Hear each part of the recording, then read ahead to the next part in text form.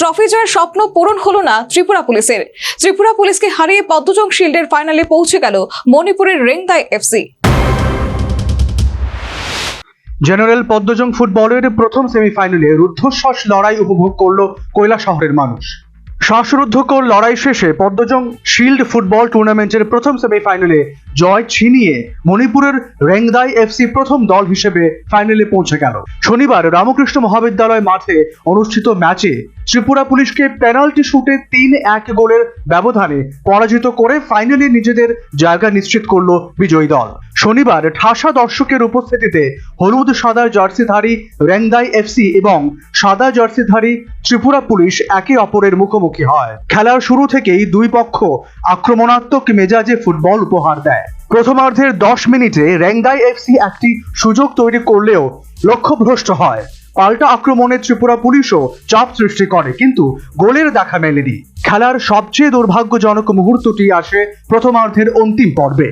মণিপুরের 18 নম্বর জার্সিধারী খেলোয়াড় মাঝ মাঠ থেকে ডিফেন্স চিরে বক্সে ঢুকে জোরালো শট নেন, কিন্তু বল পোস্টে লেগে ফিরে আসায় নিশ্চিত গোল থেকে বঞ্চিত হয় রেংদাই এফসি। ফলে প্রথমার্ধ শেষ হয় গোল শূন্যভাবে।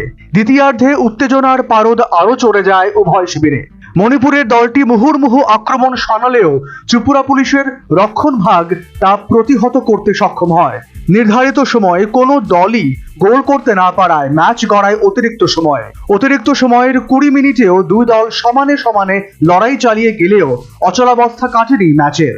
ততক্ষণে দিনের আলো কমে আসায় কৃত্রিম আলোয় শুরু হয় পেনাল্টি শুটআউট। স্নায়ু চাপের এই লড়াইয়ে শেষ পর্যন্ত মণিপুরের রেংদাই এফসি 3-1 ব্যবধানে জয়লাভ করে প্রথম দল হিসেবে ফাইনালে পৌঁছায়। দুর্দান্ত সেভ করে দলকে জেতাতে বড় ভূমিকা রাখায় মণিপুরের গোলরক্ষক পাটিঙ্গা ম্যাচের সেরা নির্বাচিত হন। ম্যাচ শেষে তার হাতে ট্রফি তুলে দেন ঊনকোটি জেলা শাসক ডক্টর তমাল মজুমদার।